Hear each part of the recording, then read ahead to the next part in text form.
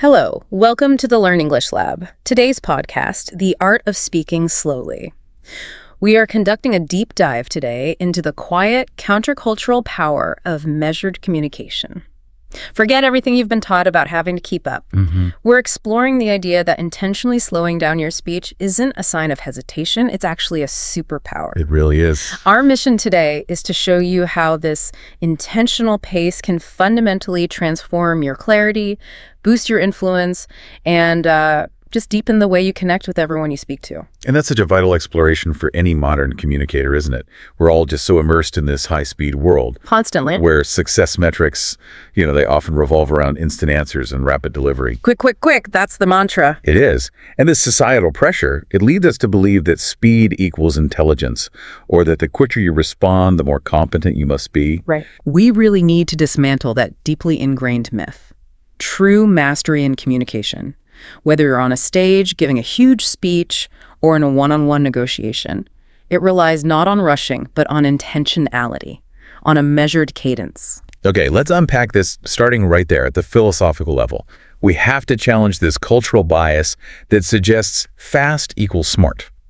Because, while speed might signal enthusiasm, it doesn't necessarily signal wisdom, does it? Not at all. And that bias is incredibly strong, especially in, let's say, ambitious environments. Oh, for sure. Think about a high-pressure corporate meeting or an academic defense. If you pause for more than 2 seconds before answering a really difficult question, People get nervous. You can feel it in the room. you can. There's an immediate, often subconscious assumption that you don't know the answer or that you're struggling to formulate a thought. The culture rewards the quick-witted answer, even if that answer itself lacks substance. I see that cultural link all the time. We associate that rapid-fire delivery with energy and a brain that's just, brimming with information it can't wait to share. But when you look closely at the counterargument, it suggests that speaking too quickly can actually obscure the very things you want to project. Things like logic and confidence. Without a doubt.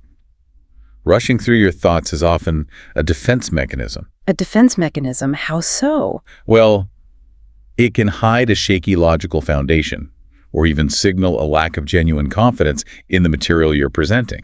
It's almost as if you're trying to outrun scrutiny. You're trying to get past the point before anyone can question it. Exactly. You deliver the data points so quickly that the listener doesn't have the mental space to challenge the premise or the underlying structure of your argument. So if I hear someone speeding up, I should be asking myself, is this person trying to use velocity as a substitute for actual depth? That's a great way to put it.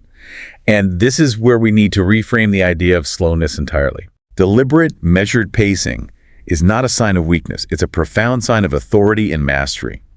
When a speaker is truly confident, they have the emotional security to slow down. They don't feel the need to rush? They don't. They allow their ideas the necessary space to land. They know that a concept must breathe in order for the audience to properly absorb its significance. This authenticity and this respect for the listener's processing time, those are the true hallmarks of a mature communicator. And that brings us directly to the star of this philosophy, the value of silence, the pause. It's not just an absence of sound, it's an incredibly potent strategic tool. It's often best understood through an analogy. Think about music. Okay. If a musical score consisted only of notes played one after the other with no rests, no silence. It would just be noise, a wall of sound. Sonic overload, precisely. Yeah. It wouldn't be music. The rests, those intentional silences, are fundamentally as important as the notes themselves. Right, they give it shape. They provide structure, they establish rhythm, and they create the emotional impact that defines a great composition. Our spoken word is no different. And what's so fascinating is how much heavy lifting a strategic pause does. It works for both the speaker and the listener at the same time. For the listener, the pause is a crucial cognitive service. A service. I like that. It is. It provides the necessary recovery time to digest a complex idea. Yeah. You've just thrown a major piece of information at them. The pause allows them to catalog it and catch up before you introduce the next one. Otherwise, you're just leaving them behind. You're leaving them in a state of perpetual cognitive catch-up. It's exhausting for them. And for the speaker, it's really about control and emphasis, isn't it? Absolutely. When you intentionally insert silence, you are putting a spotlight on the words that came immediately before it. You're signaling to the audience, stop, this point is critical, pay attention. And it projects confidence. Oh, massively. The speaker who is comfortable standing in that intentional silence, even for just 3 seconds, signals that they are entirely in command of the moment and the message. They trust their material and they own the room.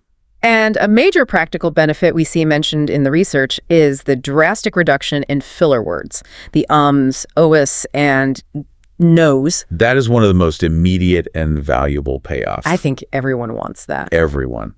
Filler words arise from the anxiety of silence.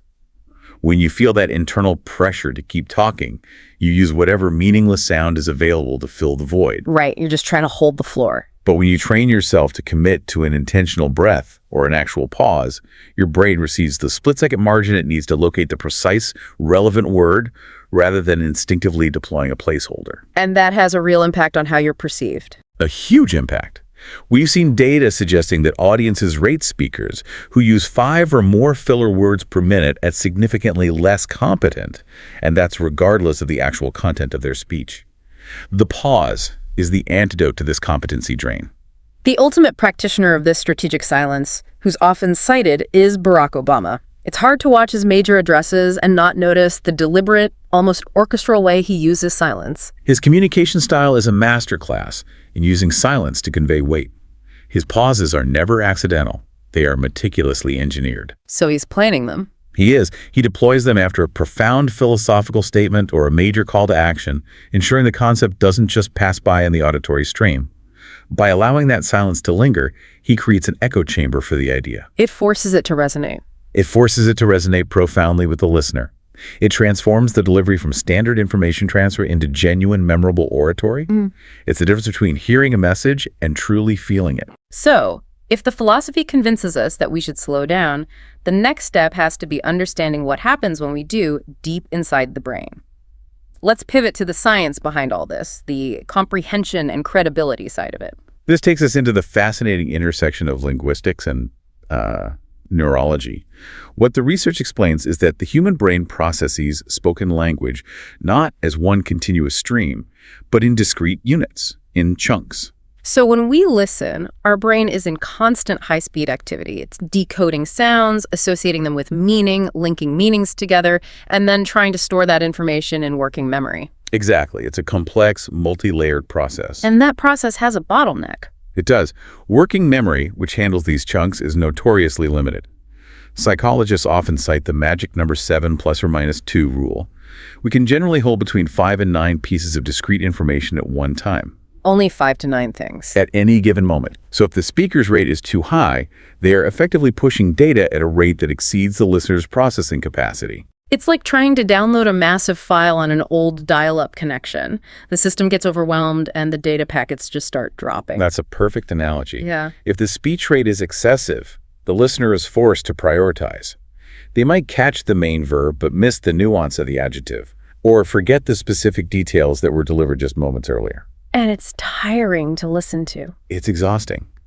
This constant struggle to keep pace leads to complete cognitive disengagement, where the listener essentially tunes out because the effort required to process the input is just too high. The benefit of intentional slow speech, then, is that it achieves a state of cognitive synchronization.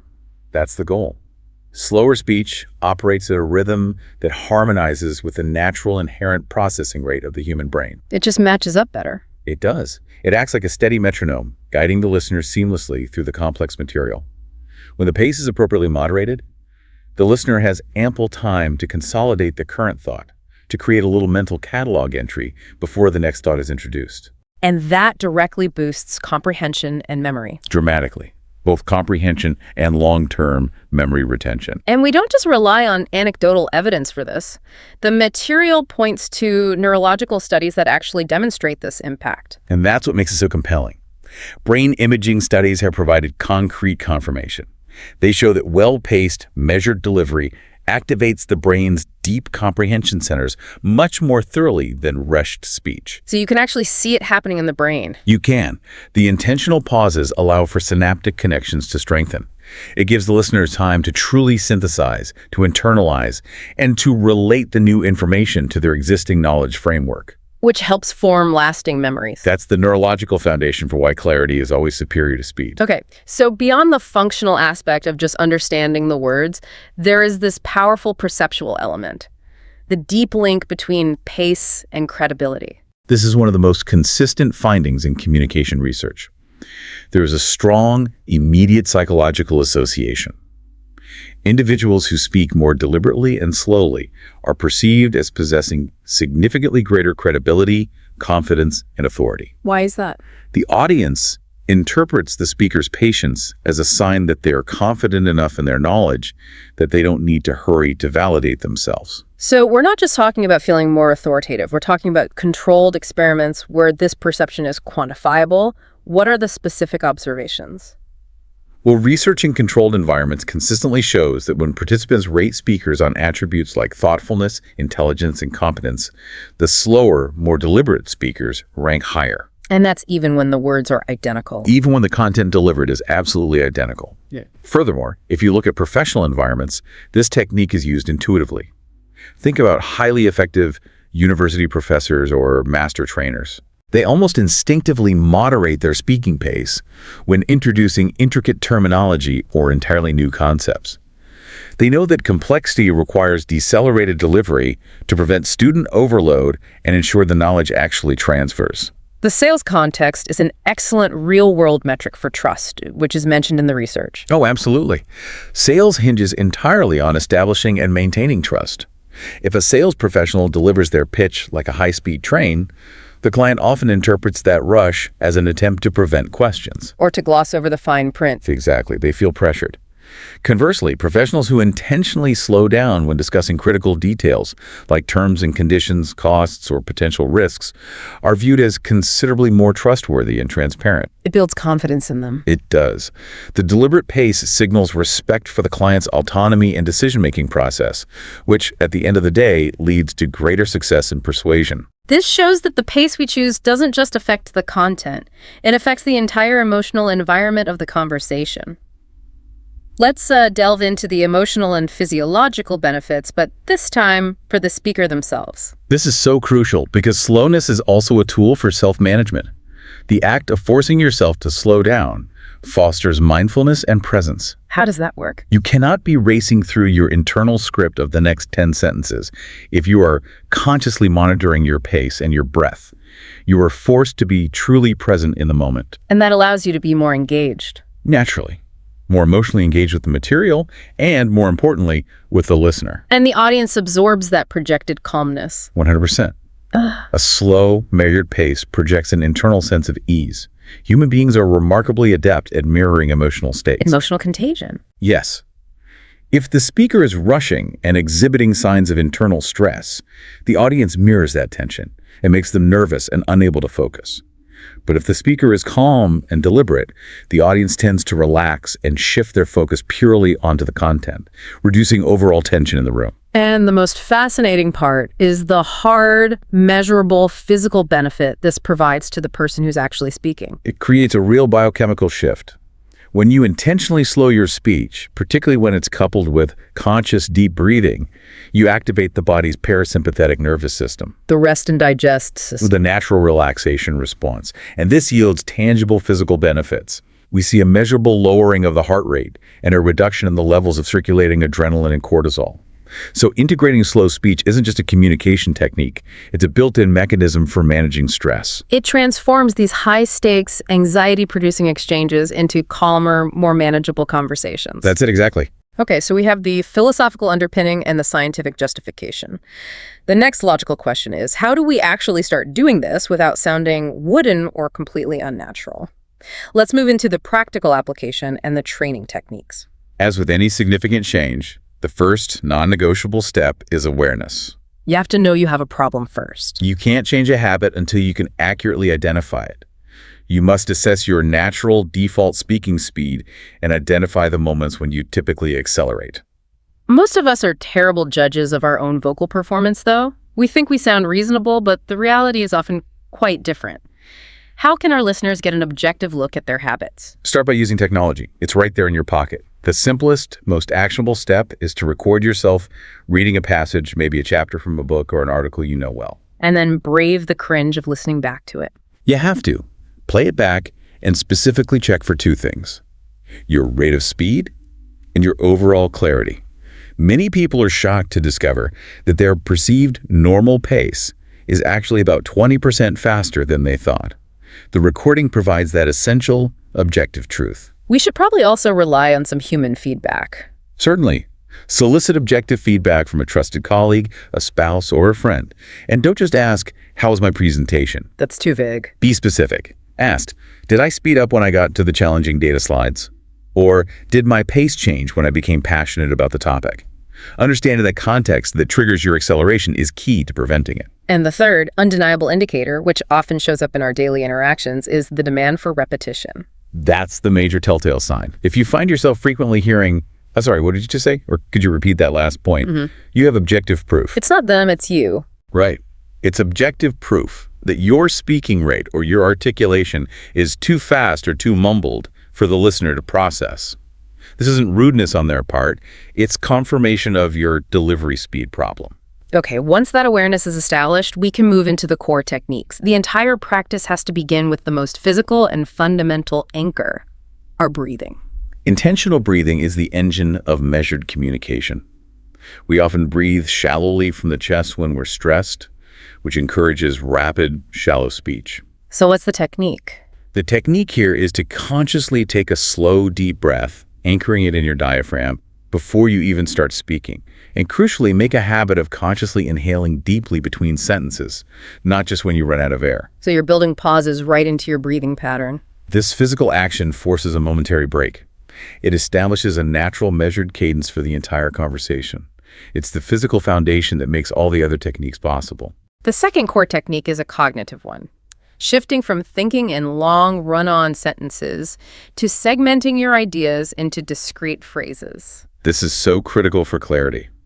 You need to stop viewing your thoughts as one continuous, unbroken ribbon. Which is how it feels sometimes. It does. Instead, you mentally segment your idea into shorter, meaningful phrases, units of meaning. Deliver the first phrase clearly. Ensure the listener has time to internalize that chunk, and then use a natural pause and a breath before proceeding to the next unit. It creates these little built-in processing windows for complex information, making your message far more palatable and digestible. And the third technique is the explicit use of that strategic pause we talked about earlier. Yes. We move beyond the pauses that are mandated by just needing to breathe, and we introduce brief, calculated pauses. These should be deployed at specific, high-leverage moments. Like when? At the conclusion of your most important points, immediately after posing a complex question to an audience, or specifically to draw attention to a new idea you're about to introduce. I've heard a great training tool is to actually count in your head. It's fantastic. Internally count 1, 2, silently during these intentional breaks. This ensures the pause is purposeful and sufficiently long. Because while it might feel like an awkward eternity to you, the speaker, it feels like forever. To the audience, it just registers as authoritative, thoughtful silence. I think counting is so important because when we're nervous, a 1-second pause can feel like 5 seconds, and we just rush out of it. Counting keeps us honest. It provides an internal structure. The fourth technique then focuses on enhancing clarity alongside pace. Clear enunciation. This means fully articulating every single word, making sure the consonants are crisp, particularly at the ends of words. Yes. Focusing on enunciation forces you to deliberately engage your mouth, your tongue, and your jaw muscles. It is physically impossible to rush through a sentence while maintaining full articulation. It's a built-in speed bump. It's a self-correction mechanism. It naturally lowers your speech rate while delivering the bonus benefit of dramatically enhanced clarity. It eliminates that verbal blurring that so often accompanies high-speed speech. And finally, for specific training, the material recommends specialized practice, like reading poetry or tongue twisters aloud. These are exceptional neurological exercises. Reading poetry forces a measured, rhythmic, often metered pace. It retrains the link between your visual cortex and your vocal delivery system. And tongue twisters. Tongue twisters, or reading highly complex scientific language, require absolute precision and careful coordination between the mind and the mouth. These practices build the muscle memory you need for deliberate, careful speech. So that when you face a high-pressure situation, you default to a measured pace, not a rushed one. That's the goal. Now let's address the elephant in the room, the initial feeling of discomfort. When you first start slowing down, it feels inherently wrong. It feels terribly wrong. It's a profound shift in habit. Speakers worry they are taking too long, that they are boring the audience, or that they appear hesitant or intellectually slow. This internal resistance is entirely natural when you're challenging a lifelong behavioral pattern. So how do we talk ourselves out of that psychological hurdle? You have to trust the positive feedback loop, and you have to trust the audience. You have to reiterate to yourself that slowness signals thoughtfulness, not inadequacy. That you're doing them a favor. You are providing a necessary service to the listener by granting them processing time. The metric for success is not how quickly you complete your speaking turn, but how thoroughly and accurately your message was received. You're prioritizing meaningful connection over a rushed transaction. And what about that fear of monotony? The idea that slowing down might make the presentation dry or boring. That is a critical distinction to make. The audience is not disengaged by slowness. They're disengaged by a lack of dynamism. The true issues are monotony, a flat tone, lack of inflection, or an absence of passion. You must pair measured speech with enthusiasm, with varied pitch, and with purposeful content. A slow, monotone voice is indeed boring. But a slow, intentional voice, one that modulates and uses expressive gestures, is inherently commanding. It keeps the audience hanging on every carefully chosen word. It does. That reframes the entire exercise. It's about control, not a lack of energy. Let's see how this control translates across diverse professional contexts in our next section. The ability to control pace is a strategic advantage that translates directly into every major communication environment, starting with public speaking and oratory, which often presents the greatest challenge because of anxiety. Right. When you step onto a stage, the physiological response to nervousness, the adrenaline, it often mandates a quicker speeding rate. Your body wants to exit that stressful situation as rapidly as possible. And that innate physiological response is what master orators fight against. They counter that impulse by deliberately employing slow, rhythmic delivery. This rhythmic pace establishes them as the ultimate command presence. It signals they're in control. It signals that they are controlling the environment, not being controlled by their nervousness. Rushing communicates lack of control. Measured rhythm communicates authority. So what are some of the best stage-specific tips for implementing this pacing? First, never rush the beginning. Start with a moment of silence. Walk to your mark, take your anchor breath, let the room settle, and make eye contact before you say your first word. That takes guts. It does. Second, use layered pacing, the ability to modulate your speed based on the content. You must slow down significantly for your most critical data points, your calls to action, and your core philosophical statements. But you can, and you should, speed up slightly for lighter storytelling, anecdotes, or transitional phrases. To keep the dynamic energy flowing. Exactly. And the third tip is about real-time calibration. You have to use the audience as your speedometer. You have to watch them. Absolutely. You must have the cognitive bandwidth, which slow speech provides, to observe their nonverbal cues. Are people nodding? Are they leaning forward? Are their brows furrowed in confusion? If you're moving too quickly, you won't register those cues, and you'll miss the window to adjust or clarify. Slow speech makes you an active, observant participant in your own presentation. The historical example of oratorical mastery that's often cited is Winston Churchill. His wartime speeches were iconic precisely because of their pacing. Churchill recognized that in moments of extreme national crisis, speed signals panic while slowness signals resolve. That's powerful. The records indicate he meticulously scripted and marked every single pause in his famous addresses. During the height of World War II, his slow, deliberate delivery lent immense gravity and permanence to his words. It built a cadence. It built a cadence that united and reassured nations, ensuring that every declaration of resistance, of hope, of hardship sank in deeply and was truly absorbed by a traumatized populace.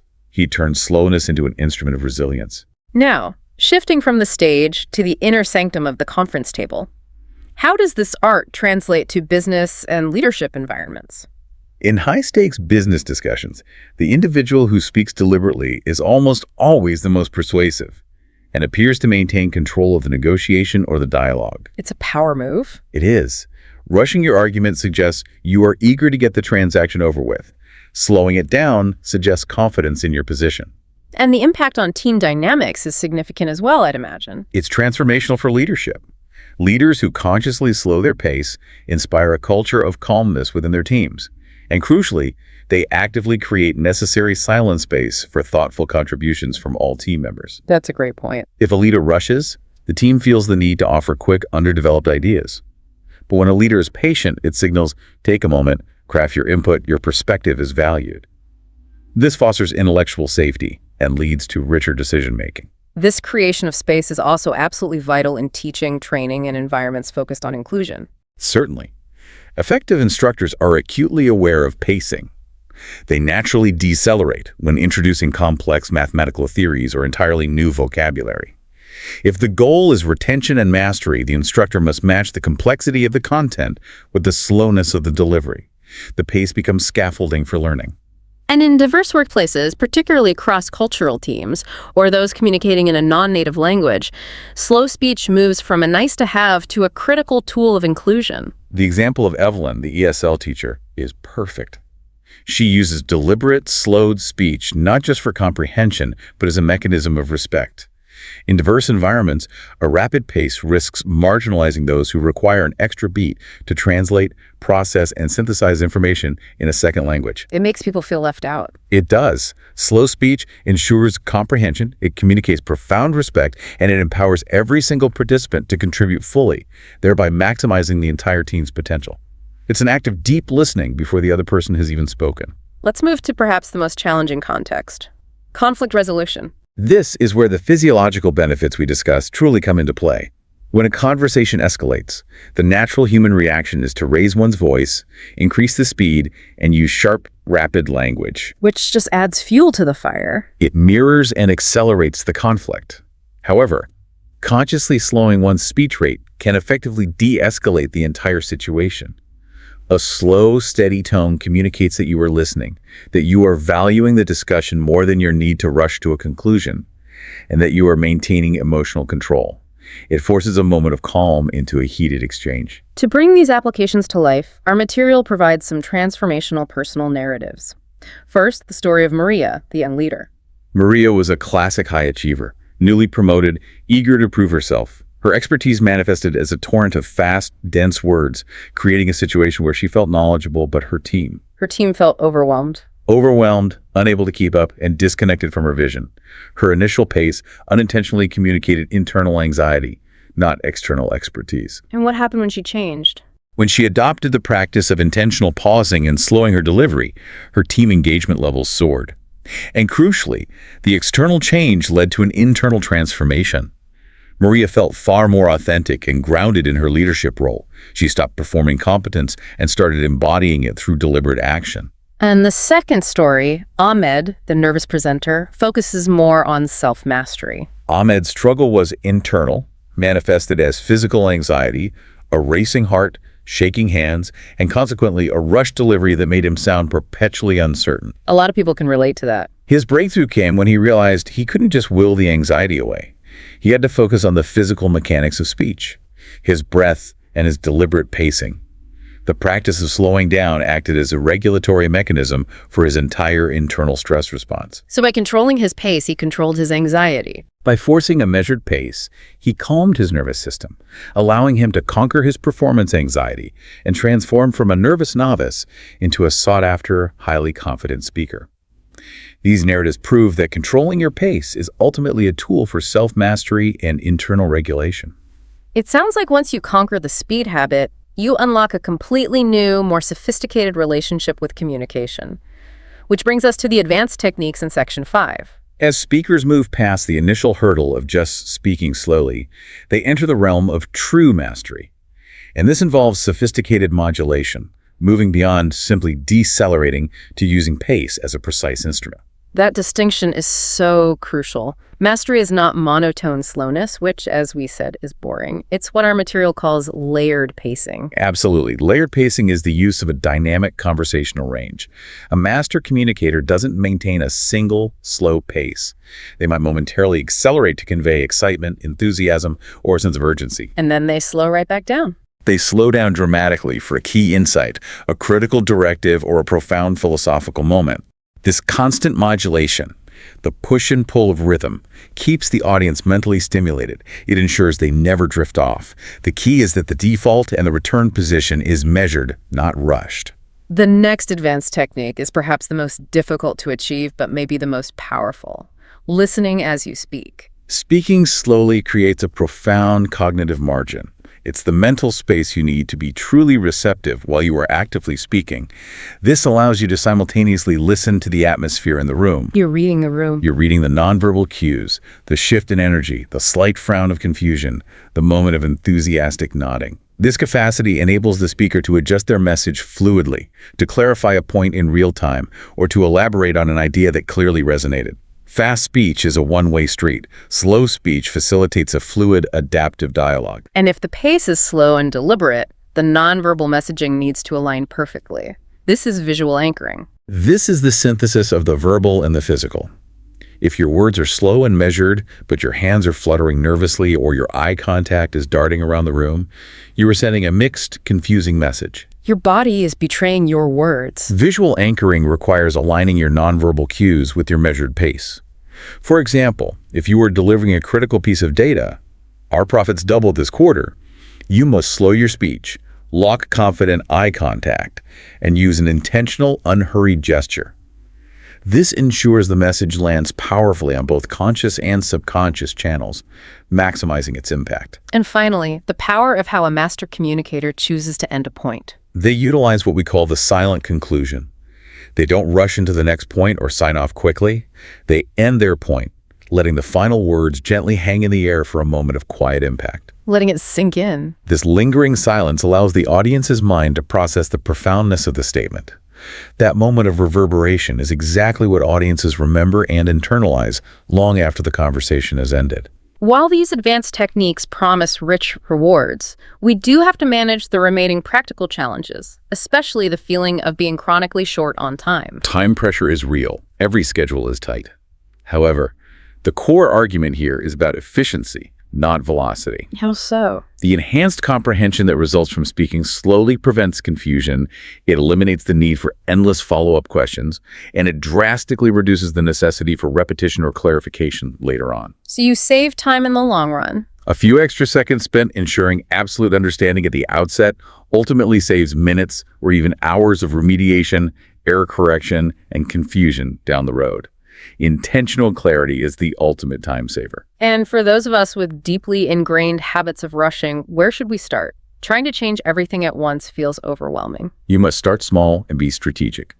Do not attempt to slow down 100% of your communication overnight. That's a relief. Start by applying this intentional slowness only during the most critical components of your dialogue, your introductions, your conclusions, or when delivering the single most important idea in the meeting. Then, incrementally expand the practice as you build comfort, and crucially, as you begin to register the positive feedback from your audience. Small wins create momentum. So if we successfully integrate these practices, the breathing, the phrasing, the modulation, what are the lasting, deep rewards that extend beyond just sounding good? The rewards are truly transformational. They affect your deepest relationships. First, it profoundly enhances partnership. By speaking slowly, you naturally become a better, more sensitive listener. You notice subtle reactions and you adapt gracefully. Conversation becomes a two-way street. It ceases to be a transactional exchange of information and becomes a true collaborative endeavor, a partnership. And internally, it's a powerful tool for confidence and introspection. Absolutely.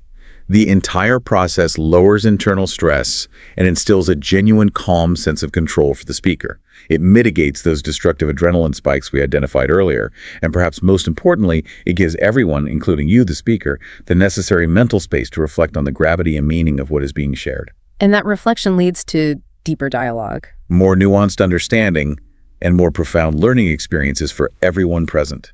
So the ultimate message behind mastering the art of speaking slowly is not about being passive, but about achieving maximum impact by being powerfully present. Without a doubt. Slow speech sends a clear, undeniable, and profoundly human signal to your listener. It says, I'm fully present here with you. What I'm saying is significant. What you think and feel is important. Our connection matters. It elevates communication from mere noise to genuine meaning. That brings us to the end of this deep dive.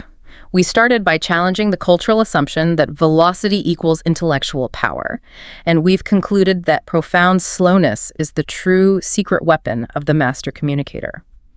It's a powerful choice that prioritizes meaning over a rushed transaction and presence over pace. Remember this, it is not a matter of how quickly you fill the silence, but rather how powerfully your carefully chosen words resonate within that silence. Something profound to ponder the next time you enter a crucial conversation. If you found value in this deep dive, please remember to like, share, and subscribe to this YouTube channel. Thank you for joining us on this journey toward more intentional and meaningful communication. Until next time, take your time and let every word resonate.